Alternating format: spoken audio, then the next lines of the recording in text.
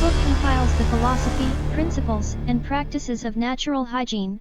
It was originally published as a course, which consisted of 106 lessons called The Life Science Health System by T.C.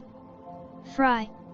The Life Science Health System is an immense compilation of knowledge by various authors, and was intended to prepare a person to apply the principles of the life science system to acquire pristine health and vitality, naturally reverse aging, self-healing, and longevity.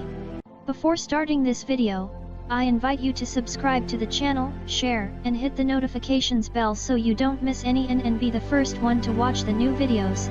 This will help us to continue creating more content like this, and is completely free. Thank you very much. 3.7. The concept of self-healing or self-repair. Self-healing is the only healing. Throughout nature we see animals with cuts, bruises, broken bones, and other injuries undergo healing. Obviously this healing is affected by internal faculties and powers, for in nature, animals seek out a quiet secluded spot and rest. They undergo almost no activity. They partake of no food. Instinctively an injured animal will abstain from all indulgences that detract from the full application of the body's energies and faculties to the reparative/restorative process. Likewise, humans when placed under the same conditions in keeping with our nature and disposition undergo healing in a fraction of the time that occurs when regular activities are pursued. Healing is always and ever a biological process. Our task is but to establish the conditions so that the body may conduct the process more quickly and efficiently. The inherent programming, intelligence, and power that develop to fertilize ovum into a wonderfully and beautifully built creature is all the healing power that is needed. Conditions favorable to the exercise of these powers can be established. As a health practitioner/nutritionist, it will be your role to know and apply these conditions. Much suffering and grief result from the idea that the body can be helped by the application of substances, conditions, and treatments abnormal to the body. It will be your role to rescue the victims from harmful practices as well as set them on a right course for health recovery and maintenance. 3.8. The concept of individual sovereignty.